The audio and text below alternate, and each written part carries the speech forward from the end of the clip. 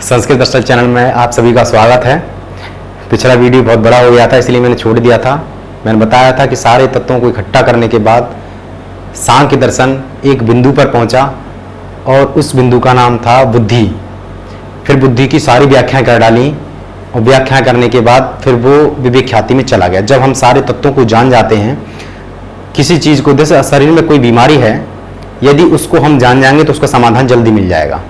ऐसे ही सारे तत्वों को जानने के बाद जब पता चला कि बौद्धिक क्षमता यानी कि बुद्धि जितनी ये न्यूरॉन्स वगैरह हैं, यदि इनको सही से किया जाए, 1 मिनट का समय लूंगा, फिर मैं इन पर सीधे चलूंगा। ये आपका खेत है, उपजाऊ है, ठीक है। शरीर दिमाग कैसे काम करता है इसको बताता हूं थोड़ा।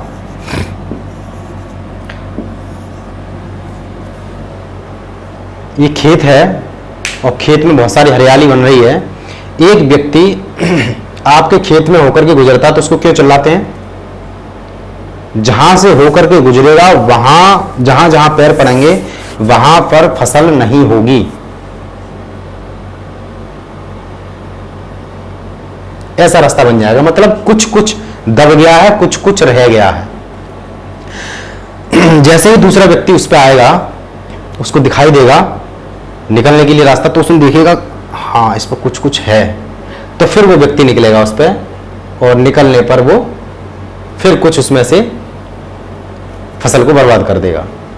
ऐसे ही बार बार आने पर एक समय ऐसा आएगा कि वो रास्ता जो है एकदम साफ होता चला जाएगा, ऐसे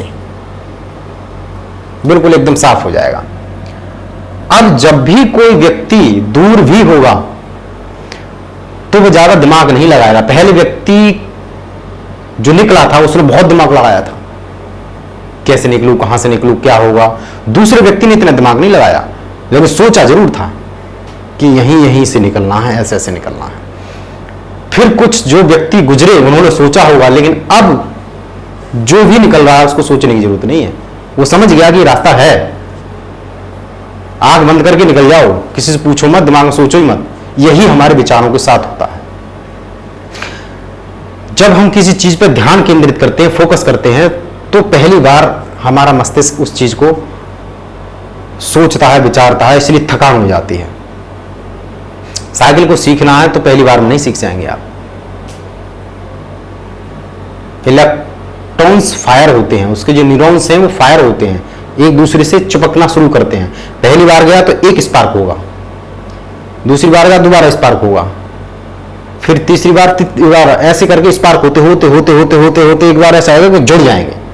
अब जब भी कोई भी कार्य करेंगे आप तो वो जुड़े हुए हैं, अब सोचने की जरूरत ही नहीं। इसलिए साइकिल चलाना सीख जाते हैं तो आपको दिमाग की आवश्यकता नहीं पड़ती, क्योंकि ऊर्जा को संचालित करने के लिए दिमाग की जरूरत पड़ती है, मस्तिष्क की बुद्धि की जरूरत पड़ती है। जब बुद्धि से वो न्यूरॉन्स फायर हो जाते हैं, जुड़ जाते हैं, तो आपको बुद्धि की जरूरत नहीं पड़ती, ऊर्जा अपने आप से रास्ता ढूंढ लेती है, चली जाती है। यही योग के बारे में सच है। हम जिस चीज पर ध्यान देते हैं वो चीज हमारी बढ़ने लगती है और न्यूरॉन्स उसमें पैदा होने लग जाते हैं। इसलिए आज की जनरेशन ही नहीं, जब से पृथ्वी शुरू हुई है, कहते हैं ना कि आज की जनरेशन खराब है, ये लोगों का भ्रम है। ना आज की जनरेशन खराब है, ना कल की थी, ना कल की होगी। थोड़ा बात समझ लेना, ना कल की इंटेलिजेंट थी, ना आज की इंटेलिजेंट है, ना भविष्य की होगी। ये दोनों बातें बोल रहा हूं। ना पहले की मूर्ख थी, ना आज की मूर्ख है, ना आगे की मूर्ख होगी। कुछ प्रतिशत सही होती है, कुछ प्रतिशत खराब होती है। प्रतिशत का आंकड़ा कम ज्यादा हो सकता है। अब आज के समय में बुद्धि का इस्तेमाल ज्यादा हो रहा है, बौद्धिक क्षमता बहुत बढ़ गई है। उसी प्रतिशत में बौद्धिक क्षमता को गलत प्रयोग किया जा रहा है। कुछ हम कर रहे हैं, कुछ समुदाय ऐसा है जो करा रहा है, ठीक है। तो आज मैं उन बुद्धि तत्वों के थोड़े से बारे में चर्चा कर दूं, जिससे कि आपको और विस्तृत चर्चा करते चलेंगे। सांख्य कारिका, इसमें बुद्धि के बारे में बोला गया है, एषः प्रत्यसर्वो अब एषः प्रत्यय, प्रत्यय जो बनाया गया है, वो प्रत्यय जो शब्द प्रयोग किया गया वो बुद्धि के लिए प्रयोग किया गया है। तो यह जो बुद्धि है, सर्ग मानी सृष्टि, अर्थात इस जो बुद्धि की जो सृष्टि है वो कितने प्रकार की है, इसमें बोला गया है विपर्य, अशक्ति, तुष्टि, सिद्धयाख्या। मतलब यानी कि जो बुद्धि है उसकी जो सर्ग है,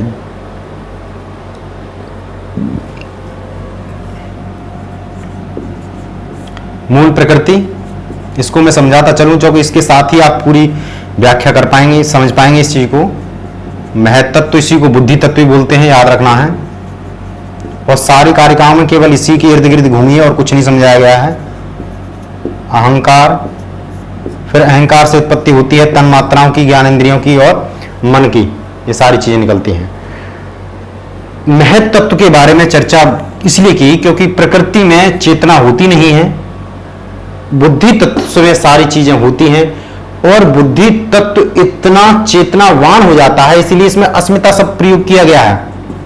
अस्मिता का मतलब यही होता है बुद्धि और आत्मा दोनों में अभेद की स्थिति पैदा हो जाना, यानी कि बुद्धि को ही आत्मिक मान लेना, ये अस्मिता के अंतर्गत आता है। अर्थात बुद्धि तत्व इतना प्रगाढ़ हो जाता है, आत्मा में लीन हो जाता है कि ये सारी जो पंच तन्मात्राएं, मूल प्रकृति है, महत्त्व है, अहंकार, इनको सबको आत्मिक मान बैठता है।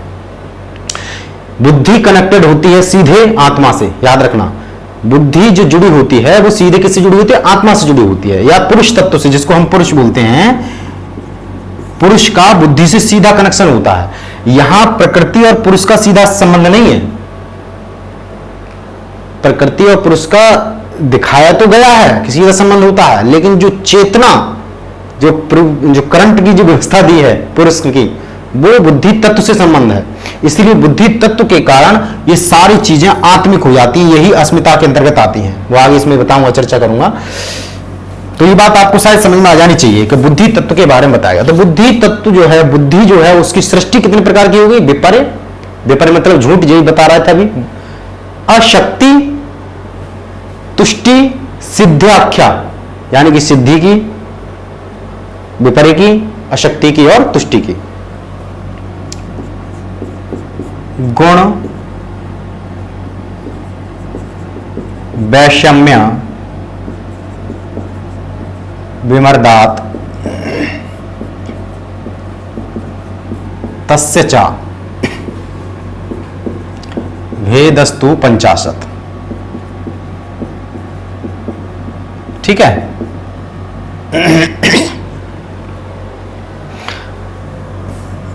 पहले स्थान पे आ गया विपर्य, दूसरे पे आ गई अशक्ति, तीसरे पे आ गई तुष्टि, चौथे पे आ गई सिद्धि। ठीक है। ये 4 प्रकार की सृष्टियां होती हैं।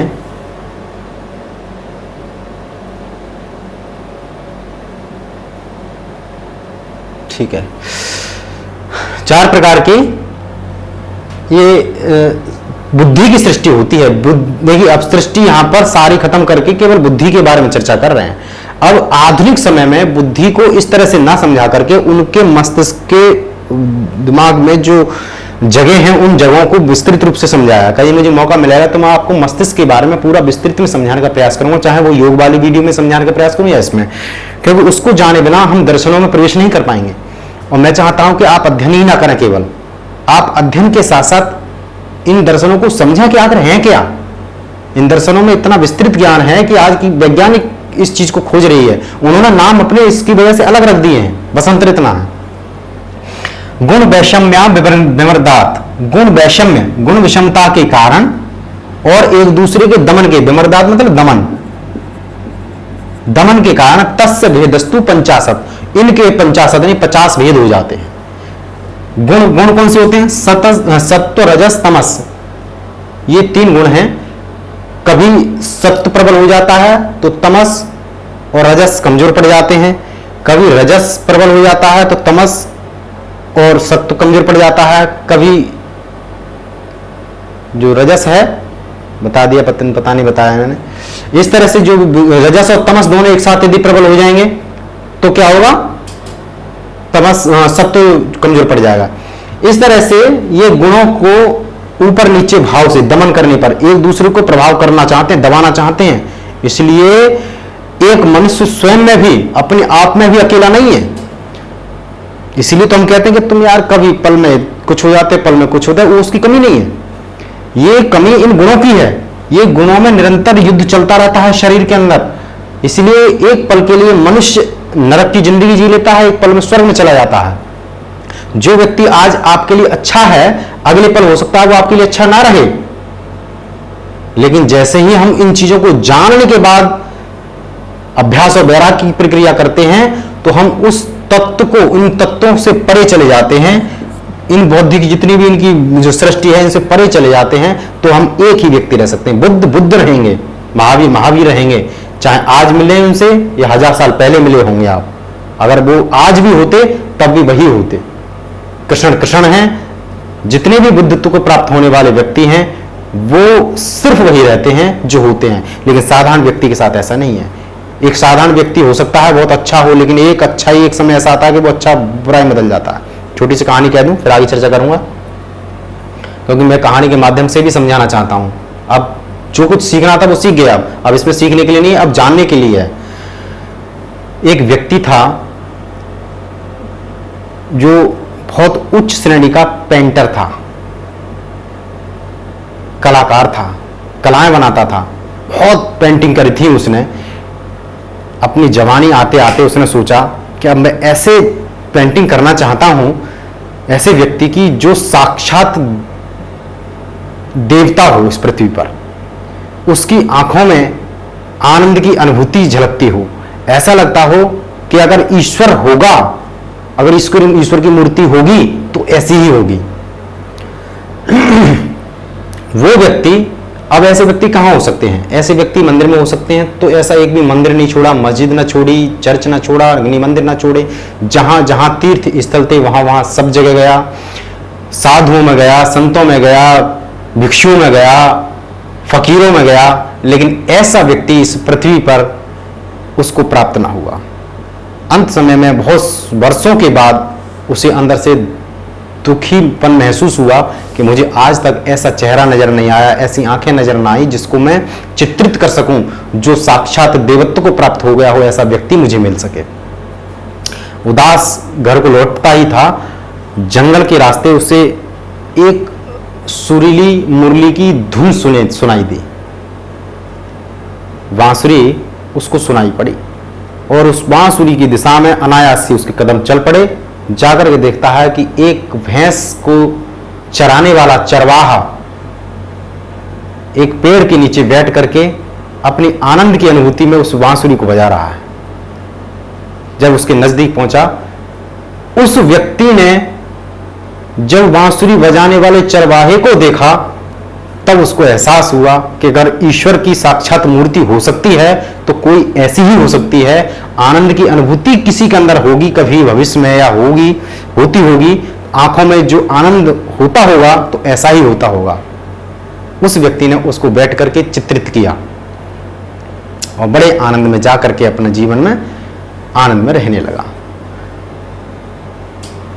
समय बीतता गया और वृद्धावस्था ने उसके घर पर दस्तक दी और वृद्ध हो चला था, मृत्यु नजदीक आती थी।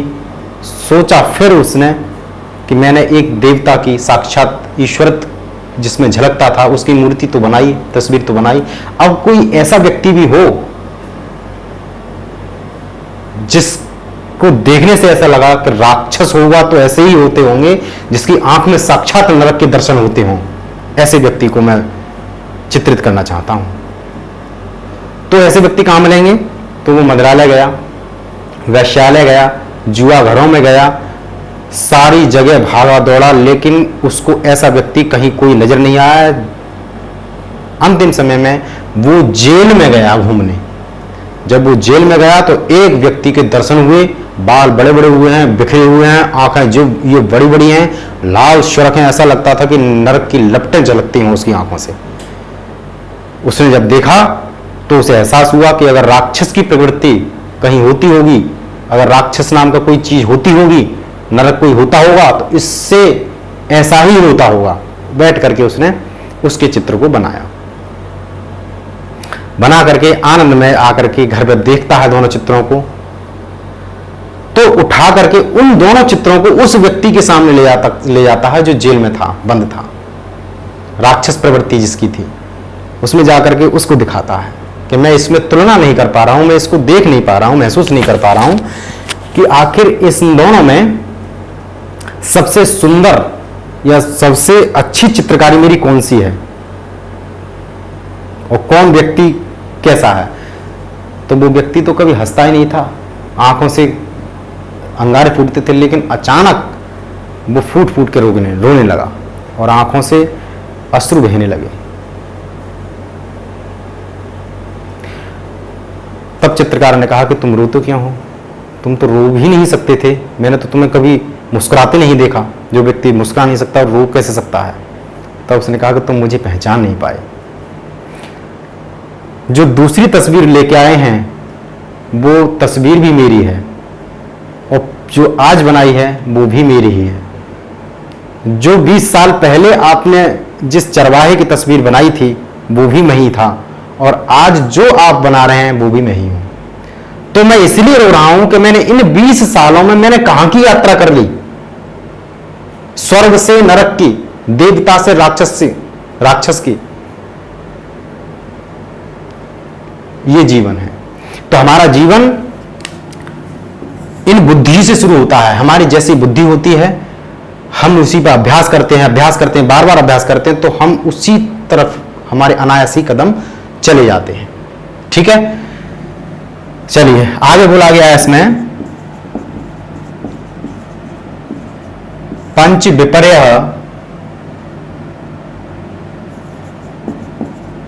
भेदा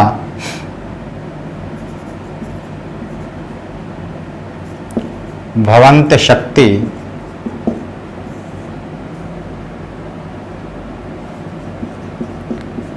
करण वैकल्यात।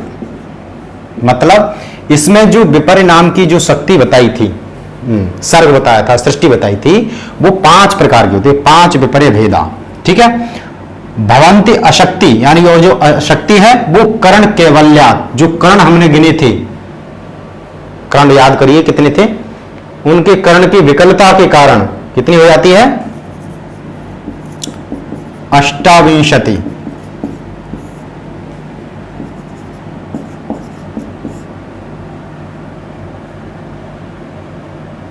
अष्टाविंशति भेदा।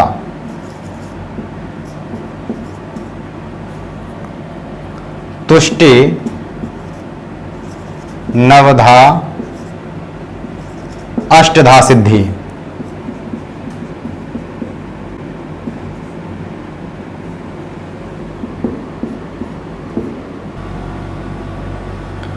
इसमें शक्तिश्च प्रयोग होगा। ठीक है, पंच विपर्य भेदा यानी कि विपर्य के 5 भेद होते हैं।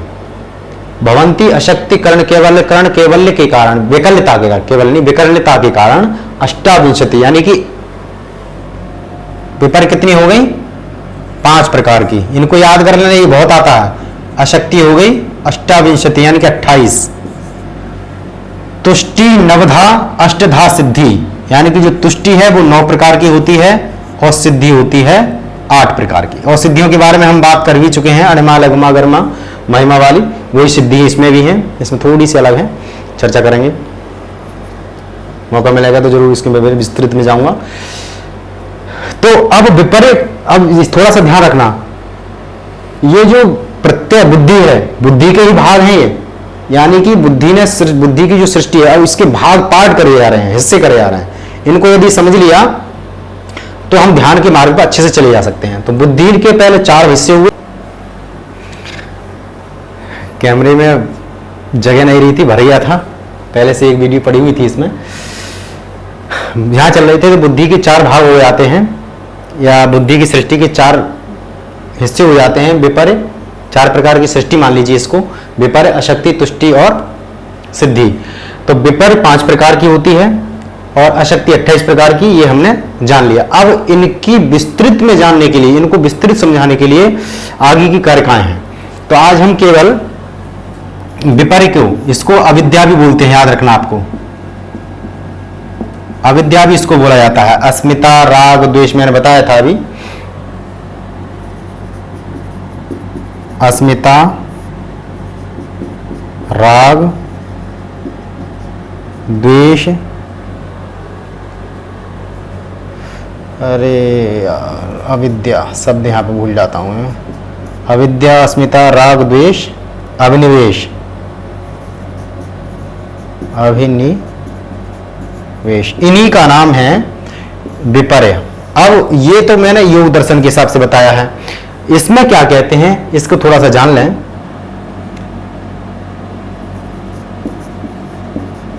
भेद तमसो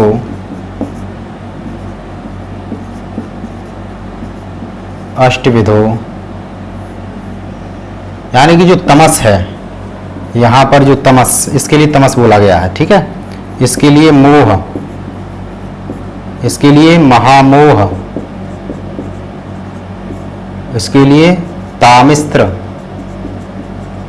और इसके लिए अंध तामिस्त्र, ये नाम है। ये सांख्य दर्शन में नाम है, ये योग दर्शन में नाम है। तो भेदस तमसो अष्टविधो मोहस्य च, अर्थात 8 विधि, तमस जो है 8 प्रकार का होता है, मोह भी 8 प्रकार का ही होता है।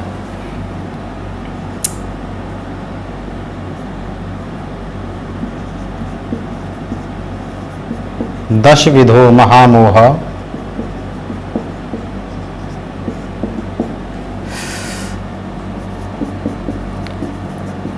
तामस्त्रो अष्टविधा, तथा भवन्त्य अंधतामिस्त्र, ये है कहने का मतलब।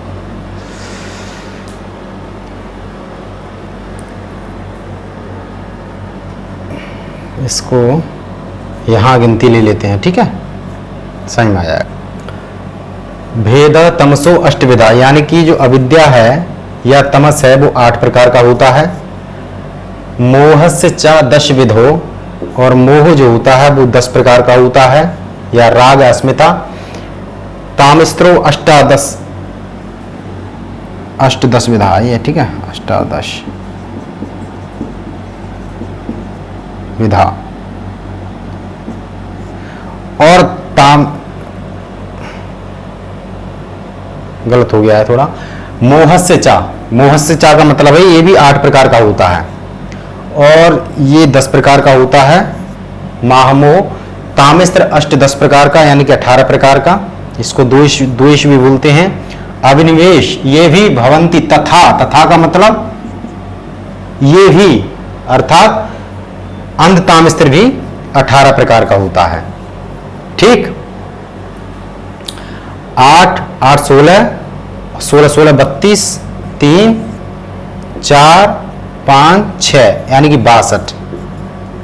अर्थात जो विपर्य है, जिसकी यहां पे चर्चा की गई थी, विपर्य की, अविद्या की, वो 62 प्रकार का हो जाता है। हमारी ये बुद्धि है, उसका जो सर्ग है, जो सृष्टि है, या इस तरह से माने हमारी बौद्धिक क्षमता है, इसकी जो शरीर हिस्सा है वो 62 हिस्से में बांट सकते हैं, उसको हिस्से बना सकते हैं, उसको सोचने विचारने की, काम, क्रोध, लोभ, इसमें बहुत सारी चीज आ जाती है ना इसमें। आज के हिसाब से कि ये हिस्सा चलता है तो इसमें काम प्रेरित होता है, तो ये हिस्सा ज्यादा जागृत होता है, ये जागृत होता है, इस तरह से ये हिस्सा बांटा गया है। मैं इसको कभी समझाऊंगा। अब ये होते कैसे हैं, अब इसमें समझाने के लिए इसमें कुछ नहीं है, लेकिन ये संख्या कैसे कैसे होती है इसको थोड़ा समझ लो। तमस जो दे रखा है या अविद्या जो दे रखी है,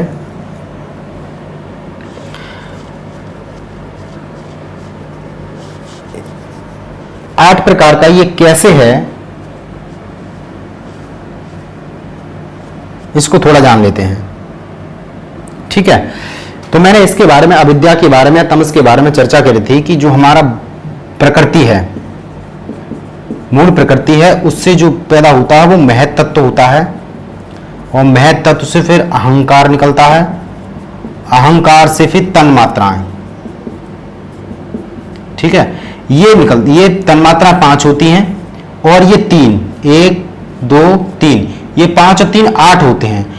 8 अनात्मक होते हैं, यानी इनमें आत्मा नहीं होती, लेकिन बुद्धि तत्व क्योंकि हम जानते हैं वो पुरुष से यानी आत्मा से कनेक्टेड होती है, कहीं ना कहीं जुड़ी होती है, तो इनको भी आत्मा मान बैठते हैं, सबको आत्मिक मान बैठते हैं। इसलिए कोई व्यक्ति तन्मात्राओं में जीता है, कोई अहंकार में जीता है, कोई किसी में जीता है, कोई किसी में जीता है, आत्मा मान करके उनकी व्यवस्था देता है। ये मैंने पिछली वीडियो में बताया था, और कितने लोग कितनी की तरह से पूजा करते हैं। इसलिए ये अविद्या के अंतर्गत चला जाता है, मोह तमस के अंतर्गत चला जाता है। मोह जो है अस्मिता, अस्मिता ही एक तरह से बुद्धि और उसमें जुड़ी रहती है, लेकिन यहाँ थोड़ा सा अलग बताया है। यहाँ अणिमा लघिमा गुरिमा जो उसके सिद्धि की व्यवस्था दी थी वो 8 प्रकार की मानी जाती है, और अणिमा आदमी जो 8 प्रकार हैं उनको ही सब कुछ मान बैठना, ये भी एक प्रकार का विपर्य है। तो अणिमा आदमी 8 होने के कारण, सिद्धि होने के कारण वो मोह भी 8 प्रकार का, उसके मोह में पड़ जाना कि ये ही सब कुछ है, और उसके मोह में पड़ जाना भी ये अविद्या के अंतर्गत आता है। महामोह कितने प्रकार का होता है? 10 प्रकार का होता है। शब्द आदि, शब्द आदि जो रूप रस गंध स्पर्श शब्द आदि हैं वो दिव्य और अदिव्य यानी कि देवताओं के और मनुष्य के मिलाकर के 10 मान लिए हैं इन्होंने, इस तरह से व्याख्या की है। तो वो 10 महामोह में है यार, उनको ही सब कुछ मान लेना, तन्मात्राओं को ही मान लेना, 10 प्रकार की देवताओं की उनकी मान लेना ही क्या होता है, ये महामोह में चला जाता है।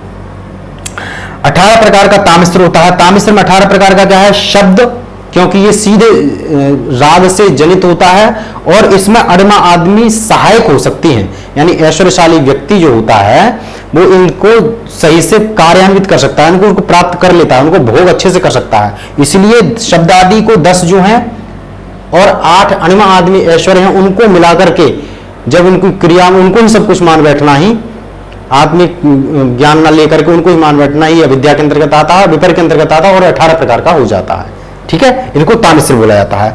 यही अंध तामिश्र भी कहलाते हैं। यही शब्द आदि और अणिमा आदि जो ऐश्वर्य हैं वो 8। क्यों? क्योंकि अविनिवेश का मतलब है डर, मृत्यु का डर। तो जब भी इनको खोने का, यानी कि जो ऐश्वर्य हैं, जो 8 ऐश्वर्य हैं, उनको खोने का जो डर अंदर बैठ गया है वो 18 प्रकार का होता है। ठीक है, तो इस तरह से इनको बांटा गया है, और इसको और विस्तृत में अब हम अगली कार्यक्रम में जानेंगे। बहुत बड़ा हो गया है ये वीडियो, आज के लिए इतना ही, धन्यवाद।